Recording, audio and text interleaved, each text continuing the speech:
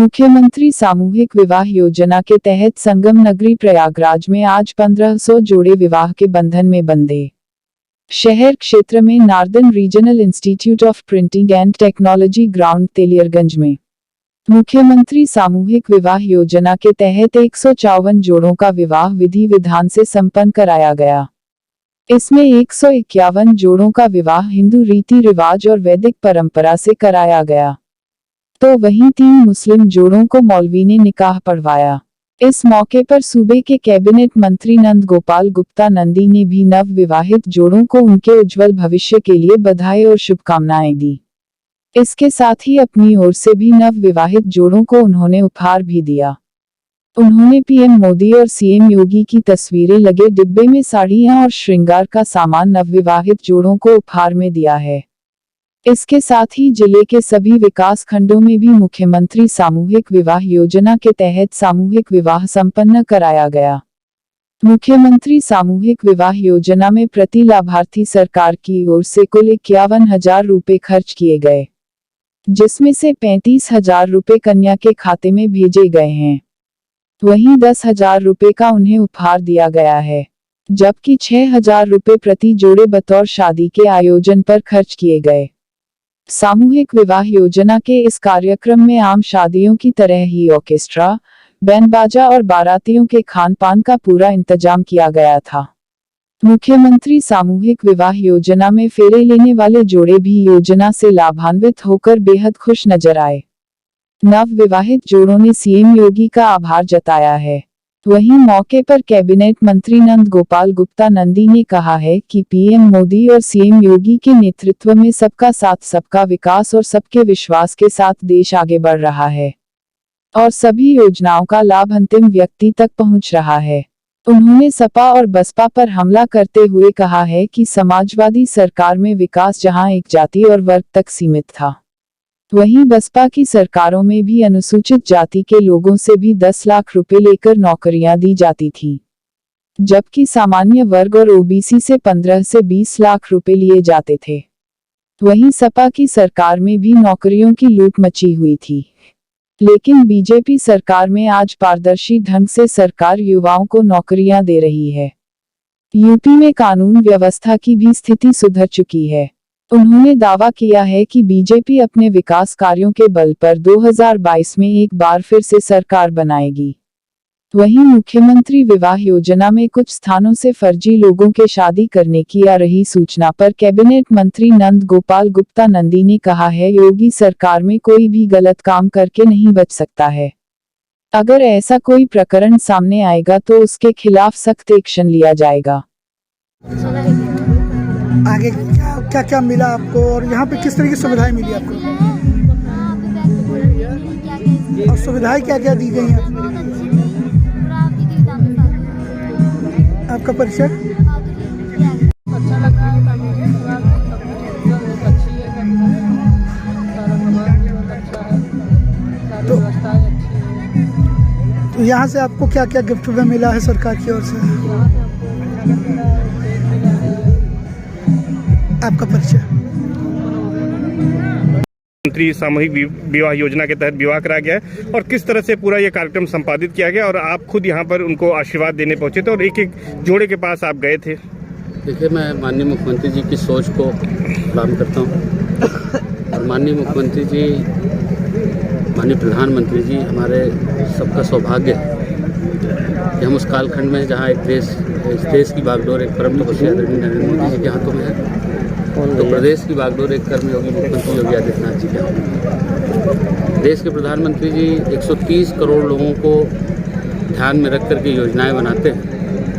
माननीय मुख्यमंत्री जी प्रदेश के 23 करोड़ लोग कैसे सुख समृद्धिशाली हों उसको ध्यान में रख करके योजनाएं बनाते हैं। जहाँ सपा बसपा की सरकारों में जातिवादिता चरम सीमा पे थी और सामूहिक लूट करने का काम करते थे, सामूहिक ऐसी योजना बनाते थे कि कैसे सड़क का ठेका 100 करोड़ से 200 करोड़ का दे करके अपने किसी आदमी को दे करके इस प्रदेश को लूटा जाए।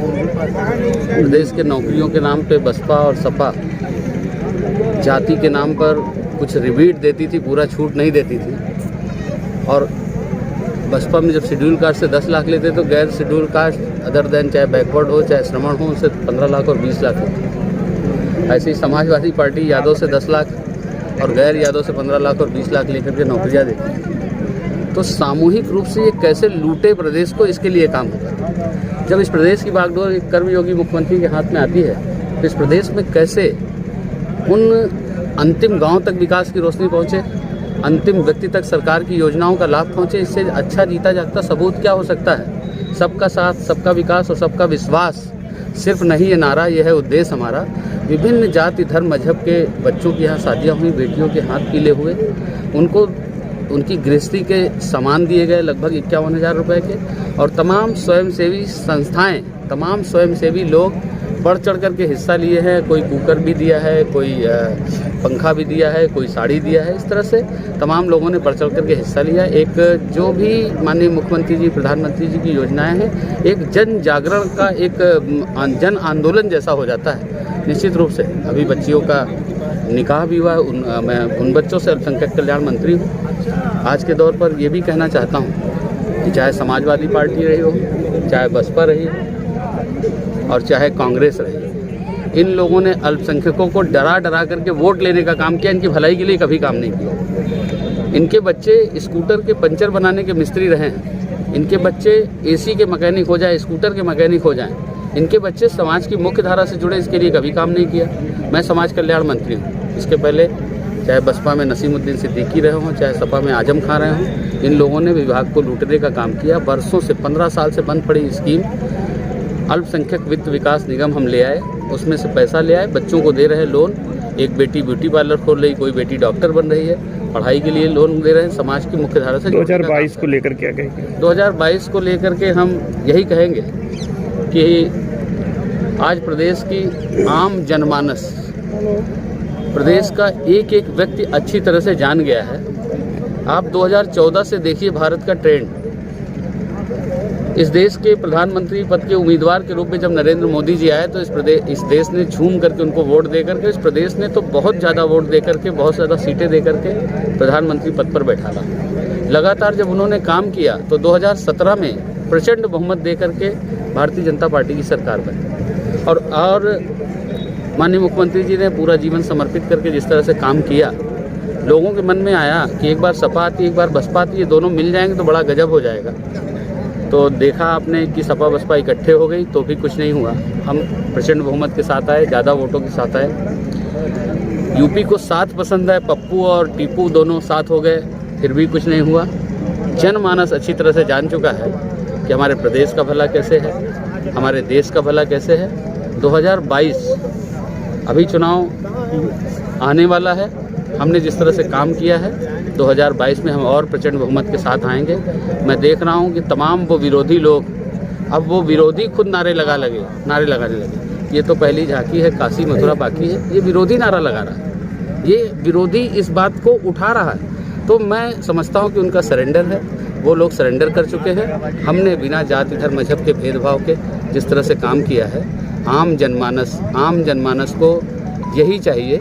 माननीय मुख्यमंत्री जी ने, माननीय प्रधानमंत्री जी ने जो गरीब अन्न योजना चला करके लोगों का पेट भरने का काम किया है, जो हमने गांव गली मोहल्ले तक विकास फैलाने का काम किया है, और जो हमारे वादे थे, चाहे धारा 370 हो, चाहे 35 हो, चाहे राम मंदिर निर्माण का हो, हम सब ने पूरा किया है। निश्चित रूप से जनमानस का भरोसा और विश्वास है। हम 2022 में पिछली बार 2017 से भी ज़्यादा प्रचंड बहुमत से आए। ये जो सामूहिक विवाह हो रहा है, निश्चित रूप से उत्तर प्रदेश का आम जनमानस अच्छी तरह से जानता है। कोई भी अपराध में संलिप्त है, कोई भी गलत काम में संलिप्त है, तो उसके खिलाफ कठोर से कठोर कदम उठाने में माननीय मुख्यमंत्री जी पीछे नहीं रहे। यहाँ पर जो जिले का कप्तान भी रहा करता था, जिसको सिपाही सलूट मारा करता था, उसके खिलाफ भी FIR हुई है और वो फरार हुआ है, तो कुड़की तक की नौबत आई। तो माननीय मुख्यमंत्री जी के नज़र में कोई भी कितना भी पहुंच से पहुंच वाला अधिकारी हो, अपराधी हो, उसके खिलाफ कठोर कार्रवाई करने में कहीं पीछे नहीं है। ये जनमानस का पैसा है, जनमानस के लाभ के लिए बनाया गया है। इस पर कोई डाका डालने का काम करेगा तो उसके खिलाफ कठोर कार्रवाई है।